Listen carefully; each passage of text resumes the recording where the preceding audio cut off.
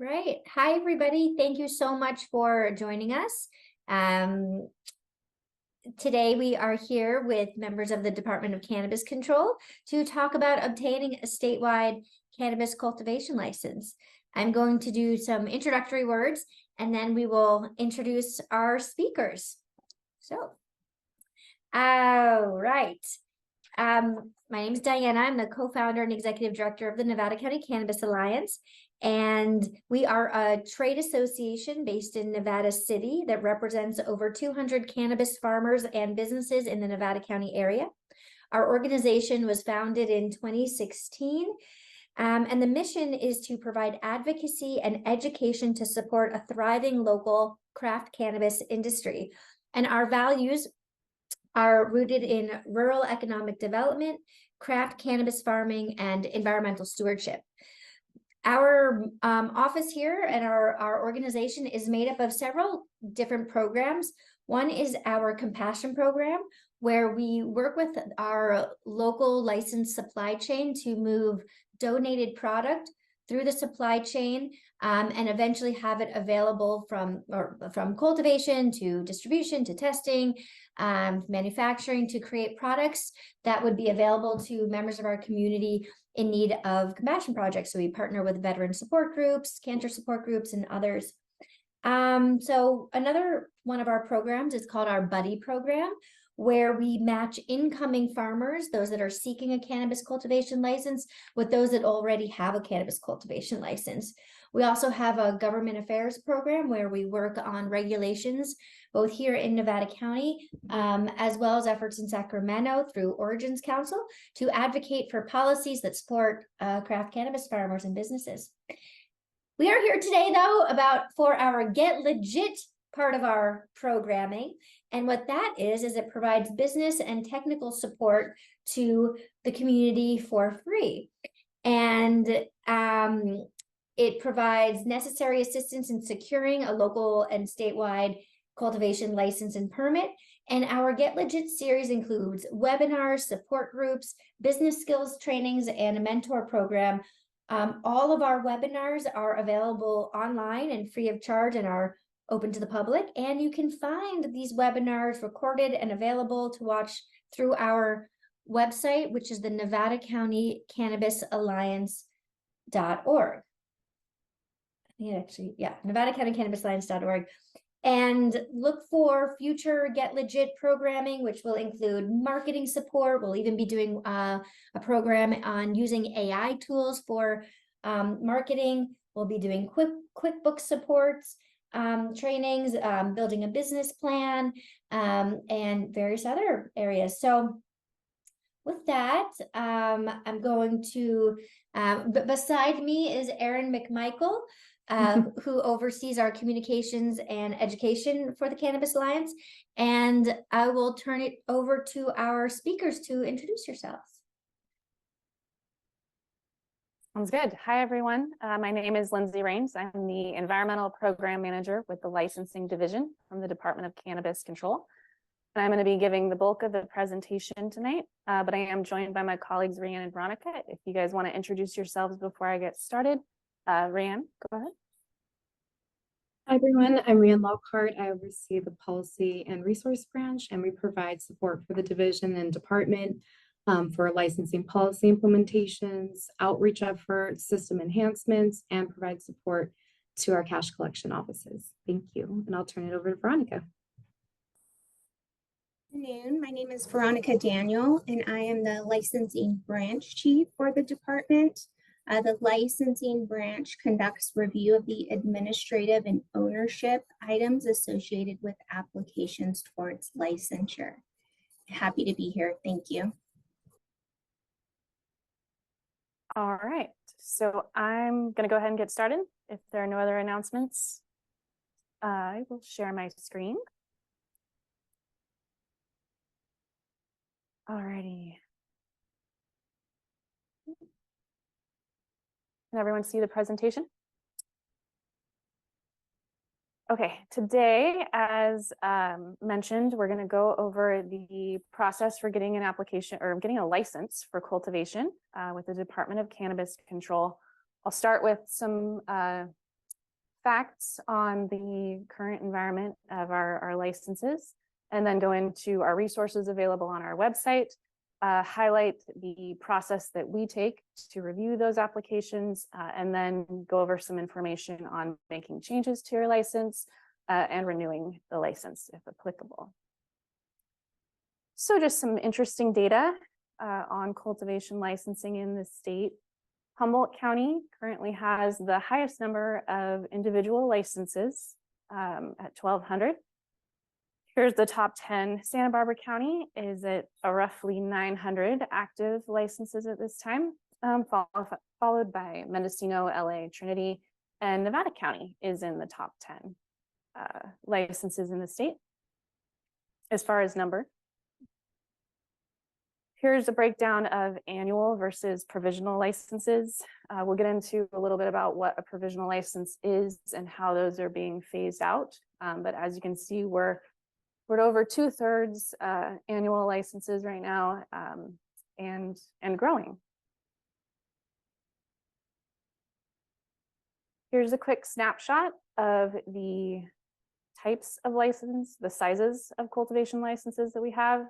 We started issuing large cultivation licenses earlier this year, and they now make up about 1% of our active license numbers.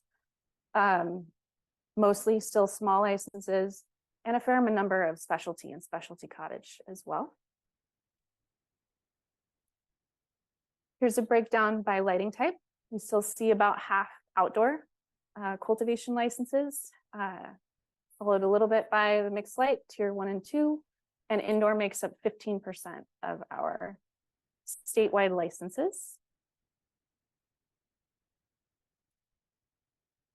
So the annual license process, which is what you are here for. First, we'll go through what's available on the website, but overall, once the application is submitted and the fees are paid, we begin our review. And we'll be in constant communication with applicants until we approve the application, and then we'll go into the payment as well.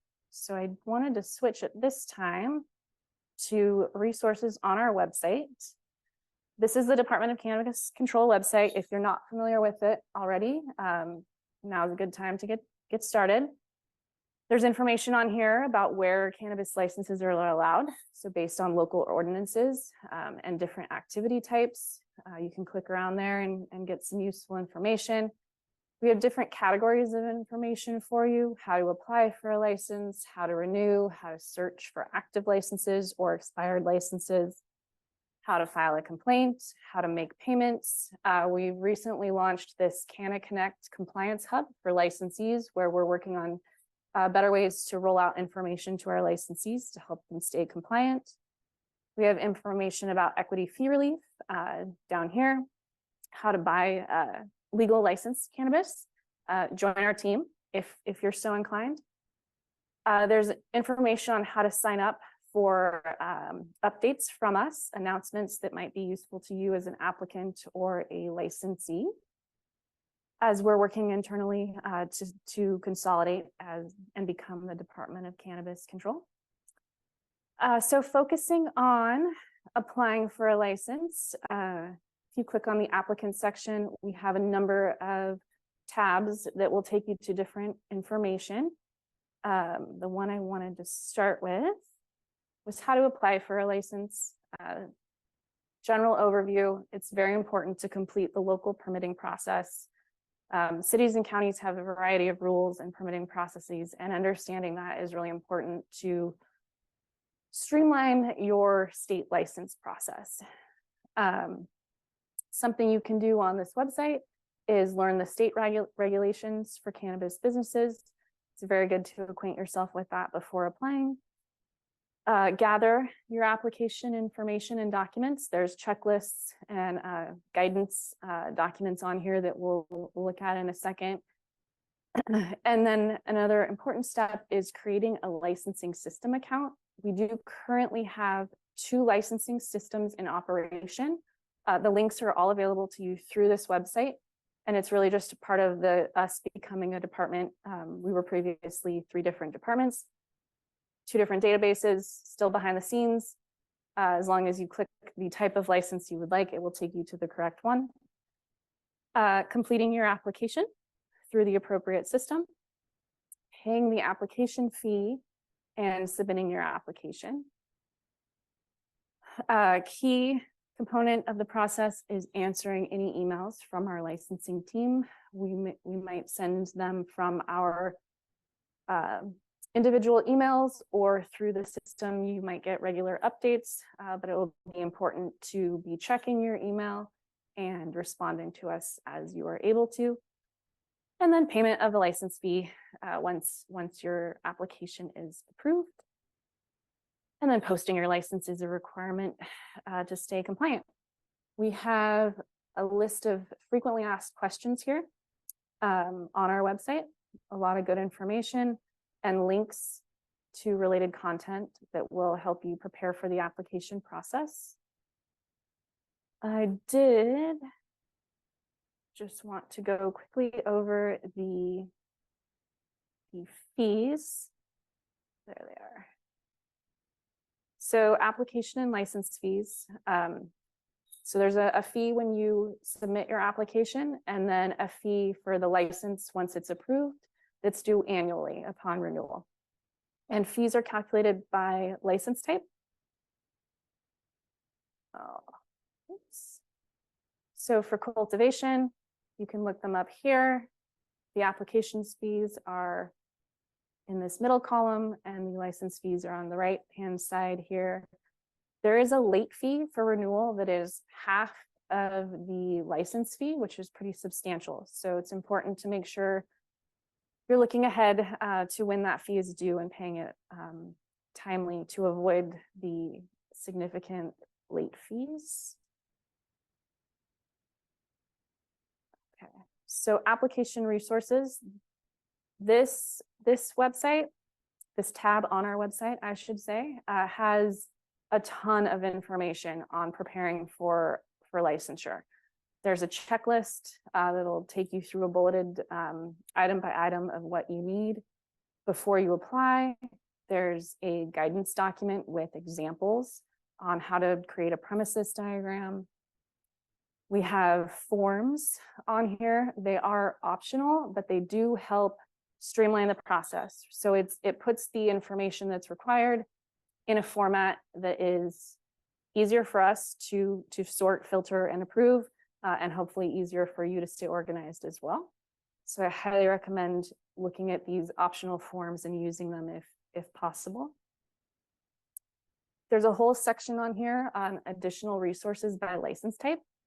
So for cultivation, it will go into detail about how to use the cultivation system, how to fix deficiencies. So if while we're reviewing the application, we see that something is missing or deficient, you'll get a deficiency notice. There's a guide here on how to review those and respond to those so that we make sure we see that you've responded in the system. We have a guide on how to add attachments to your application, just to make sure that you're not getting error messages when using the system. These are kind of helpful tips on how to avoid those pitfalls. How to print your license certificate is an excellent PDF as well. In addition to application resources, we have some guides here on how to update your license through the science amendment process, which are physical modifications, which we'll get into, or how to make changes to like your contact information or business information. We have a guide on how to renew your license and the process for how to go through that within the cultivation system. If you are interested in converting to a large or medium license, we have several guidance documents on that process. And then the using the online system section, I find helpful. I think before I create an account online or start using something that requires registering or payment, I like to get an idea of what it is I'm going to have to do and what information I'm going to need.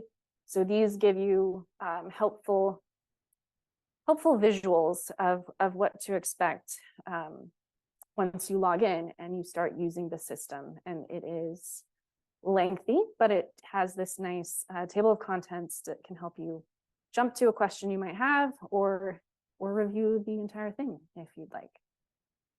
So that, in a nutshell, whoops. Now I have too many things open, is our application resources. Definitely check them out. Get familiar with our system before you start working on an application, and hopefully that will help smooth the whole process over for you. Okay, so what happens once you submit an application? What are we doing? The first thing we do once an application is received is send a local compliance inquiry.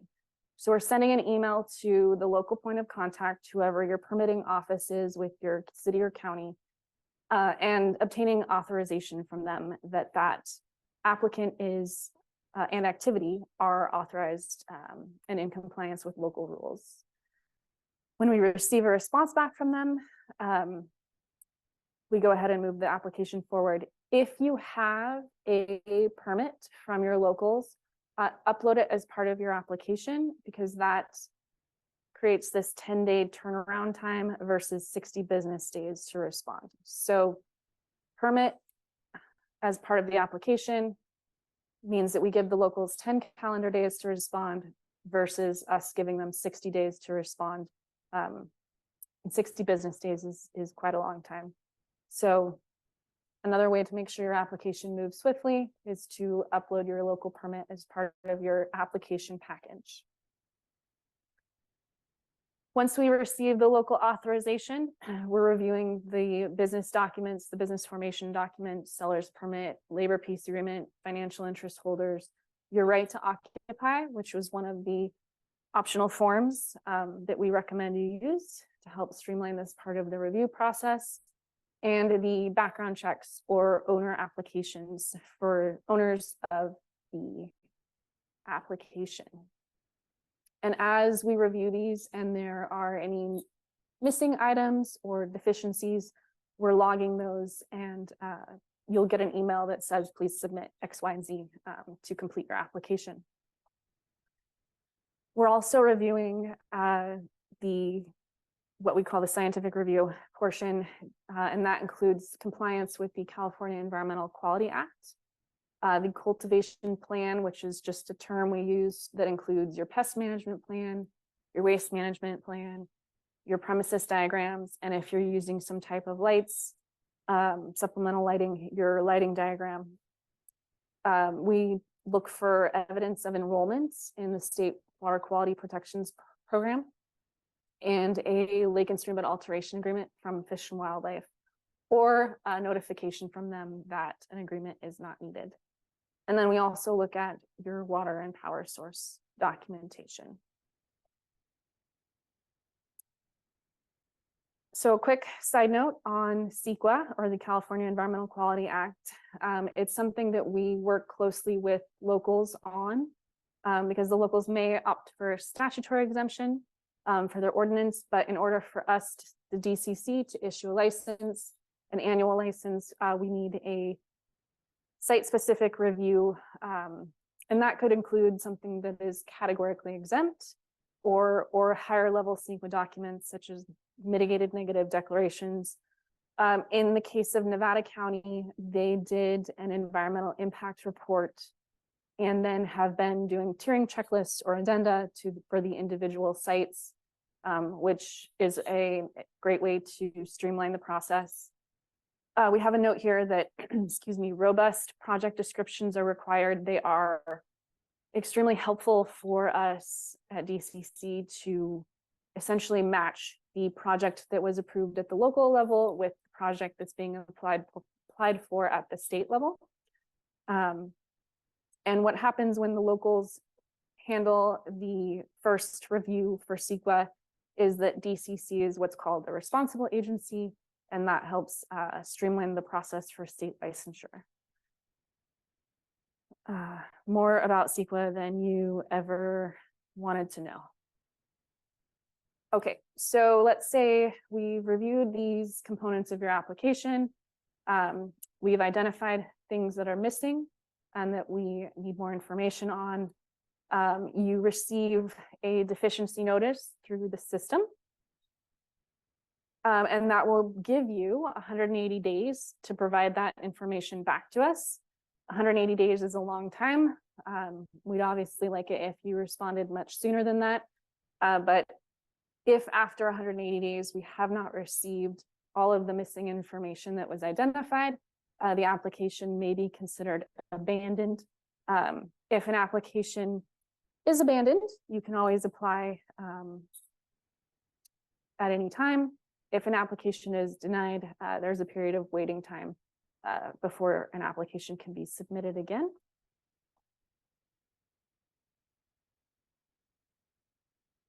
So once approved, you have 60 calendar days to pay the license fee. So it's important to check that the fee information that we went over on the website, be ready to pay that fee, because if we do not receive it within the 60 days, the application will be considered abandoned and you would need to apply again. Side note, cultivators who have not paid their license fee cannot legally cultivate or engage in transfer of commercial cannabis. Okay, so now we're going to get into some post-licensure items.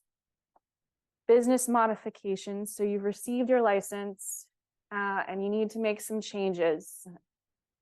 Here is the process for that. The designated responsible party, the DRP, has to fill out a Form 27, which is available on our website, one of the forms that we went over, and has to be emailed to licensechange@cannabis.ca.gov. And there's very important information that needs to be included on the form so that we know exactly what amendments we need to make. And for business modifications, we're really looking at changes to your right to occupy, surety bond, updates to your financial interest holders, business names, contacts, changes in ownership, etc. And once we receive those, we review the forms and update that information as appropriate in the system.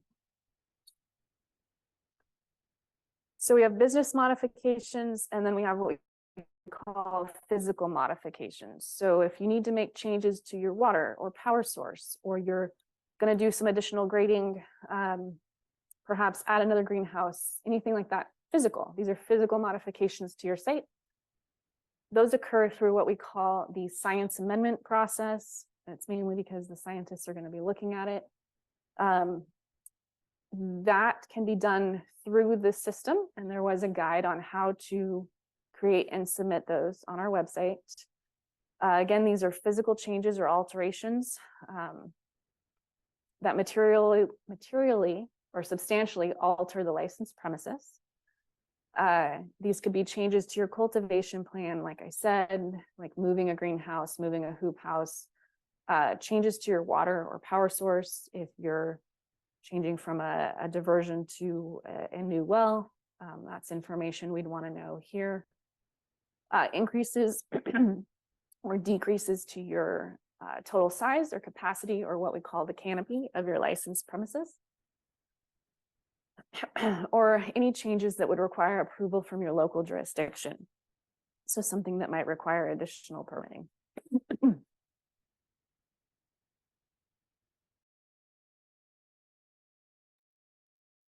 Okay. So I'd mentioned that we're going to talk a little bit about provisional licenses versus annual licenses. Oh, come on.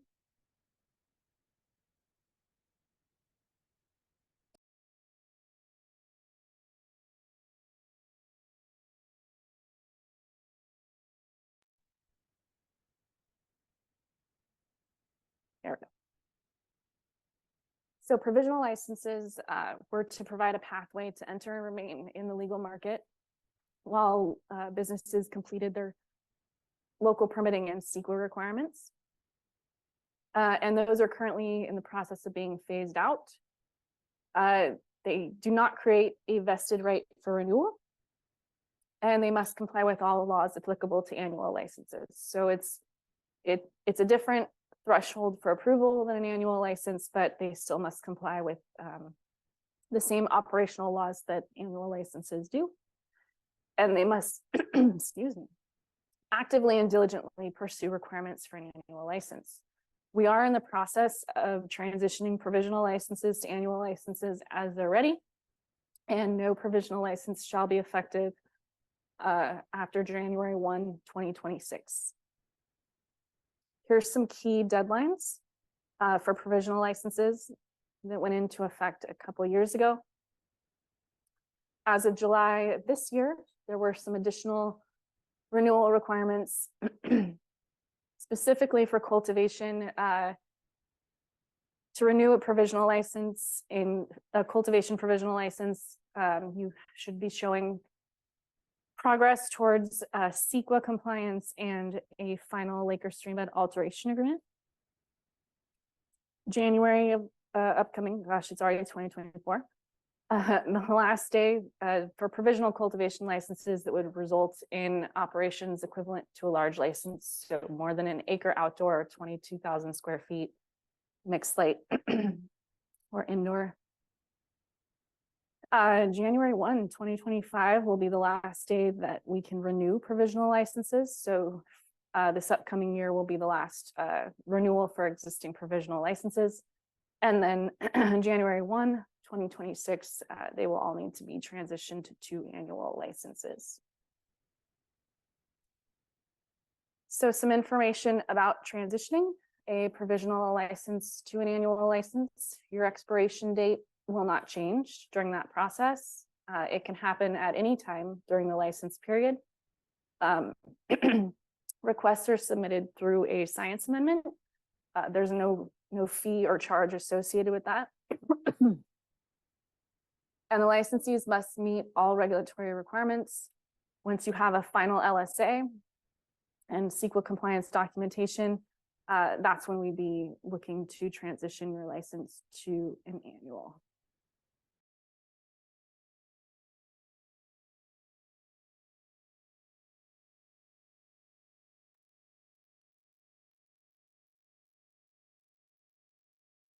So we have a large number of provisional licenses to transition, and there are some occasions when we may need to consider suspension, revocation, or denial of renewal of a provisional license. And we'll get into some reasons why that may happen. But they will go through what we call the provisional license review process, where you'll receive a notice of all missing or insufficient application requirements or any compliance issues that might occur. There will be instructions for how to provide that information back to us and when we need it by, and how to correct the violations to achieve compliance. And the notice will also include the consequences for not responding or not responding within our specified timeline. It provides for an informal meeting if requested with DCC to discuss the information in the notice. And we will consider the results of the provisional license review in determining whether to issue or deny any pending future applications for annual licensure. So those provisional license review is really for a tool for us to make sure people are diligently pursuing annual license requirements. Renewal of a license. We'll go over some information on that. License renewals for cultivation are automated in the system. Provisional renewals are similar, but there may be additional information required to renew a provisional license. If you have any information that needs to be updated before renewing, you should submit a Form 27 for any business modifications or a science amendment for any physical modifications that need to be approved prior to renewal. And there's a guide on the website for renewing that license, for the process for renewing that license. But here's a screenshot of what the system looks like. You can submit your renewal applications 60 days prior to your expiration date or 30 days after your expiration date. The window from your expiration date to 30 days after will include a late fee, which was half the license fee, which is substantial, as a reminder. The renewal must include your fee and then your electricity usage now from your previous annual license period. And we have a guide on how to prepare your electricity usage report and submit that online. So some requirements in the law for when we cannot renew a provisional license include if the state water board has notified us that the licensee is not in compliance with a specific water code. If the California Department of Fish and Wildlife has notified us that the provisional license is not in compliance with a final lake or streambed alteration agreement, or if renewing the license would cause the licensee to hold essentially an area greater than an acre of contiguous premises or outdoor, or 22,000 square feet for indoor or mixed light cultivation. So those are just some special cases for provisional licenses, like I mentioned earlier. So we've been through some information on our website, but here are some email addresses that make be of use to you if you have follow-up questions, if you have general licensing or application status inquiries, please contact licensing@cannabis.ca.gov. If you have questions about your site or whether or not you're ready to transition to an annual license, or anything related to the environmental review of your application, including physical modifications, please contact us at environmentalreview@cannabis.ca.gov. And if you have a Form 27 for updating your business information or ownership information on your license, there's the license change at cannabis.ca.gov. We have our website here that will take you to a number of useful links, our social media where we sometimes post announcements, and then please sign up for our email updates if you have not already, where we send out useful information.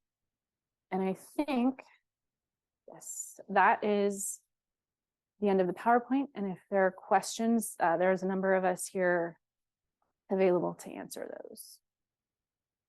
And I apologize for my coughing fit. That was not planned.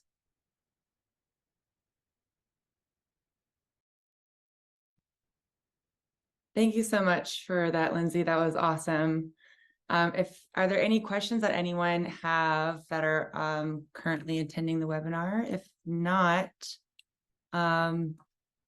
and feel free to ask them in the chat if you'd like, and they can refer to those questions at the end. It looks like we don't have any questions. This webinar is going to be available on our YouTube channel. We'll be sharing that, in our newsletter and our Facebook, our social media. You can also find it on our website at cannabisalliance.org, Nevada County Cannabisalliance.org.